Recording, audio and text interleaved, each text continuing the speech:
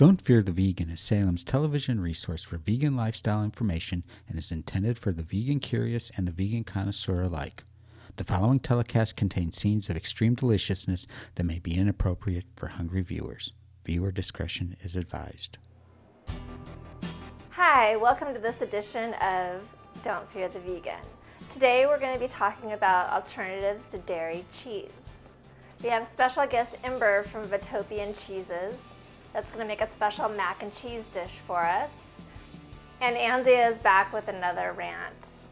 Now let's get this cheese and wine party started. Today we're here with Imber Lingard from Vtopian Artisan Cheeses out of Eugene, Oregon. And she's come to help us make a special recipe for you. Before we get started with the recipe though, I'd like to ask her a few questions about her company. Hi Imber, thanks for making the drive to Salem today. Thanks for having me today. It's really good to see you all. Good seeing you too. So let's go back. When did you start Vtopian Artisan Cheeses? We started the business in December 2013. Okay. In Eugene. And what made you decide to do cheese? Locally, there weren't very many vegan cheeses available, and I really wanted to have a cheese plate. I was having a potluck, and I invited some friends around, and so I made like all these different cheeses. Like I made like 5 different platters of cheese. Oh wow! And the owner of Cornbread was there, and which is where I worked as a server at Cornbread Cafe, a vegan cafe. And she really liked the cheeses, and she wanted me to make them for the cafe. So I did, and then the customers really liked the cheeses and wanted me to sell them. So then that's where it all began. Oh, that's really cool. So which cheese did you start out with for the cafe? We did like a peppercorn brie, and we did like a boursin, and cool. we did like all different types, and fetas and stuff, yeah. Nice. I tried making vegan cheese once. It was a 2-day process, and they all went in the trash. Oh. Haven't tried since. Oh, So I'm very envious that you were able to do it. Because it tastes amazing.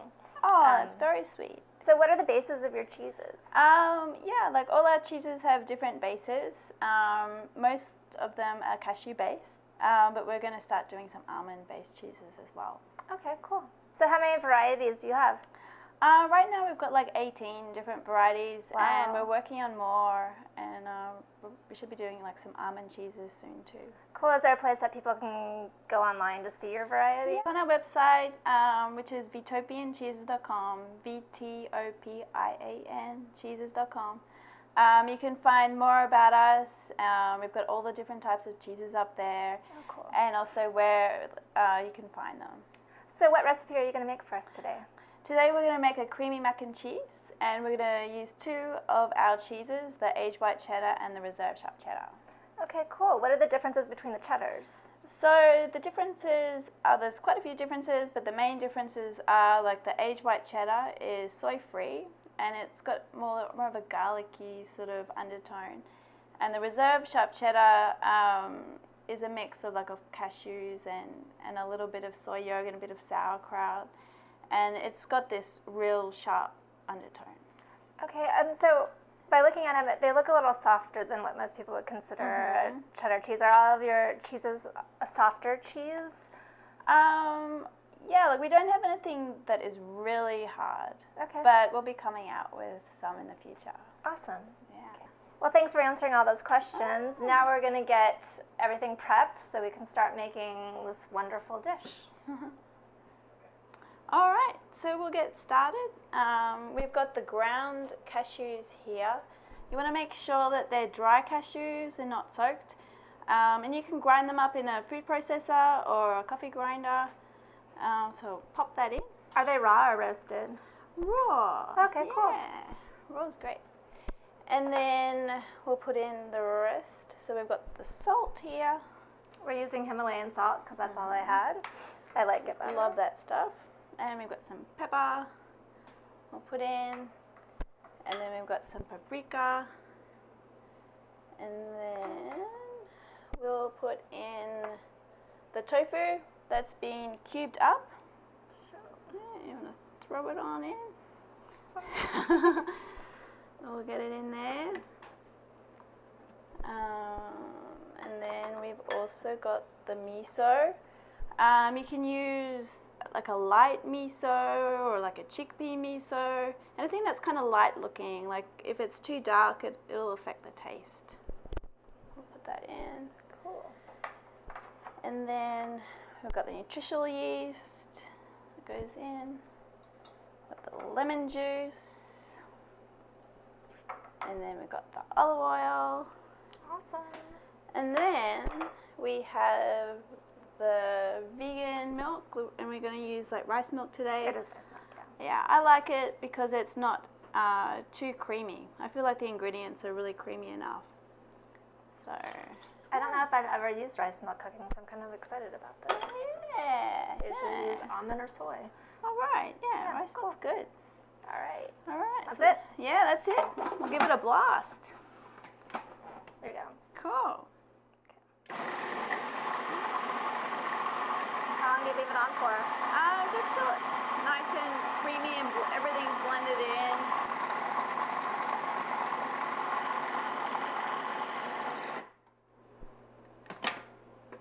All right, that looks ready. Awesome. Yeah.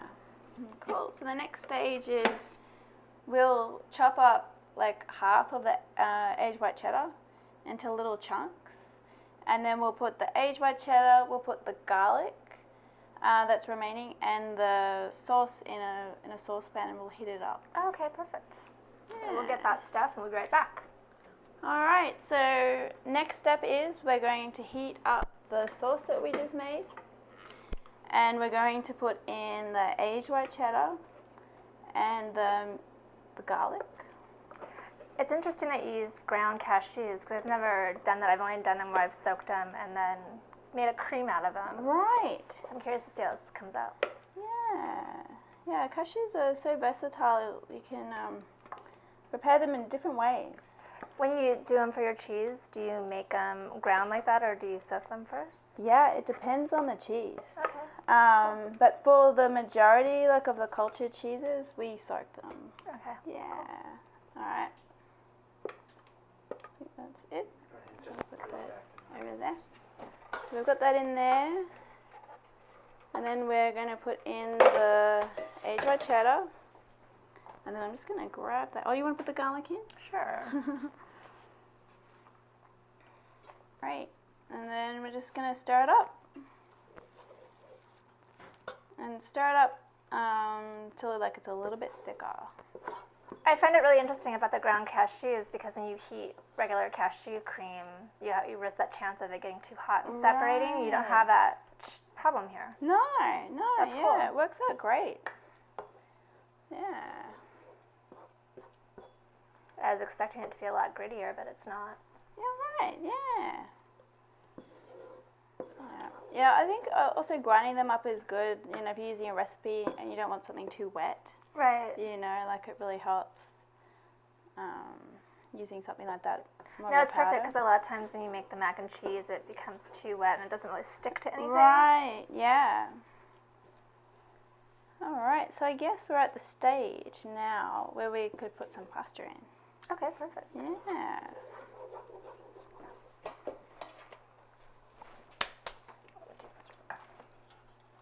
It's a little hard. It'll be fine. Okay, cool. Won't worry about it. All right. And like one thing also with this sauce, like it's pretty thick. And if you want to thin it out a bit, you could always add in like a bit more olive oil, you know. That works out well. Or sometimes I might add in like a bit of lemon juice too, like a bit of extra lemon juice to thin it out a little. Working it through. And then after this has heated through, it's nearly all heated through, we'll grate some of the reserve sharp cheddar on top. Oh, okay, perfect. Yeah. Do you want to use the basil? I'll chop some of that up. That'll be pretty. And around about this time, I put in a little bit of hot sauce, just to your taste. So I just put a little bit in. I like a bit of hot sauce.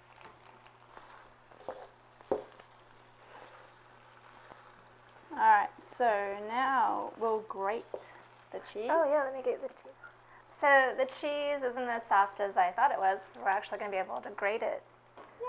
Yeah. So we found like the longer like we age the cheese, the harder it gets. We know like a few people who have aged our cheeses like for 3 months, and the longer they have them, the harder it gets. So we put that on top, get it in there,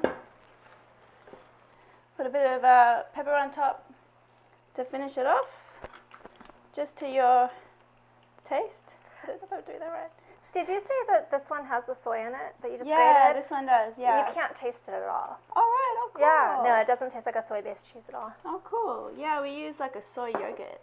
Oh, wow, okay. Yeah, like we've got like a few things sort of culturing in the wedges.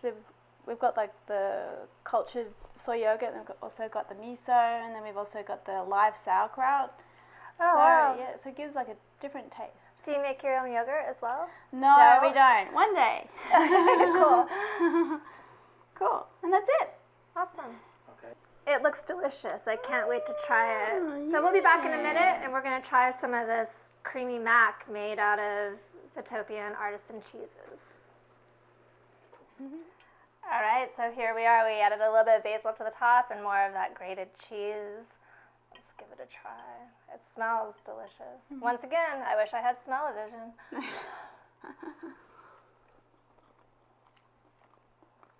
It's really creamy. I wasn't expecting that with the ground cashews. It's so good.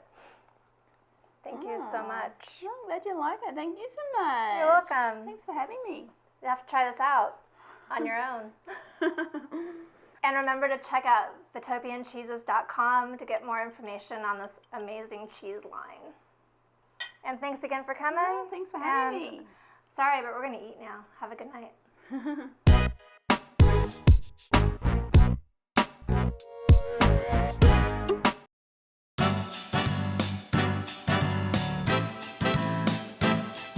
Viewers will have noticed Steffi enjoying a glass of wine during this episode of Don't Fear the Vegan.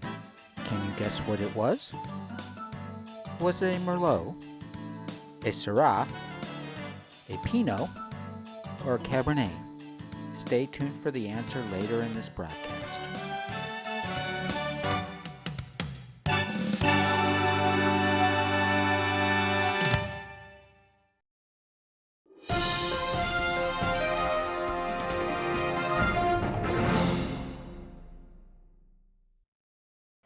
People often tell me, well, tell my parents anyway, that they want to go vegan, that they actually want to go vegan, but they can't because they love cheese too much.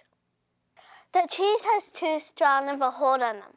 Sometimes that hold is so strong they wear giant blocks of cheese on their head. It's a pretty common story.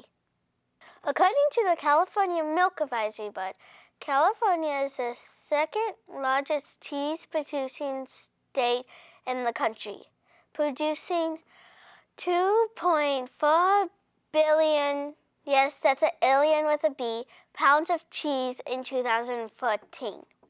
The commies at The Guardian report that 3,200 liters of water are required to make 1 kilo of cheese. In plain American, it takes 381 gallons of water to make 1 pound of cheese. That's a lot of freaking water. Well, California is experiencing one of the worst droughts in modern history. This is the same California where you cannot water the lawn, you cannot wash the car, you cannot hose down the pig, and at restaurants, they cannot give you a glass of water unless if you ask. But you can clog your arteries with as many blocks of cheese as you like. Now, why would a person do that? Why would a normally rational person ignore the environmental and personal consequences of eating concentrated boob juice of a cow? Because they're dopers, junkies, hopheads, freaks, addicts, craving that next hit of sweet, sweet California white cow poppies. You see, mother's milk contains a protein called casein. In cheese, casein levels are concentrated. Casein performs an interesting trick when it hits your stomach. When a person digests casein, it turns into a peptide called casomorphine. You might notice it sounds a lot like morphine. It should, because it's an opioid, meaning chemically it looks and acts a lot like morphine, giving the person a feeling of euphoria. Not only does milk cause a warm, fuzzy feeling, but also it prevents diarrhea, that are both great things for a nursing mother to provide for her baby. But for a grown human, there's other ways to get high and constipated than milk meant for baby cows. Seriously, what are baby cows drinking when humans are getting stoned on their milk? Think about it. Generally speaking, we do not give toddlers cigarettes, booze, or coffee, but we think nothing of getting them loaded on dairy crack. You might think the term dairy crack is a little strong, but those aren't my words. They're the words of Dr. Neil Bernard, the head of the Physicians Committee for Responsible Medicines. Even doctors don't see the difference between this and this. Just say no to drugs. Thank you, Anzia, for dropping the science. And before we go, I'd like to say another thank you to Imber for making that amazing mac and cheese. I love the fact that you didn't have to bake it. You can find the recipe on don'tfearthevegan.com. All this talk of cheese today got me craving a cheese platter. Yes, vegans can do cheese platters too. I found all of these in Salem. I found Miyoko's Creamery smoked farmhouse cheese made by Miyoko Schinner of Vegan Mashup, and Vtopian peppercorn brie by our guest Imber, and Dea's jalapeno Havarti. I also made my mom's pimento cheese, which is a vegan spread, and the recipe can be found on my blog, Don't Fear the Vegan. And that's it for this episode of Don't Fear the Vegan. Thanks for watching. Cheers.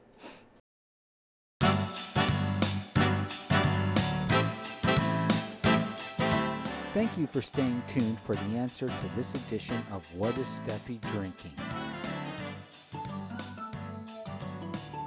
If you had answered C, Pinot, you would be correct.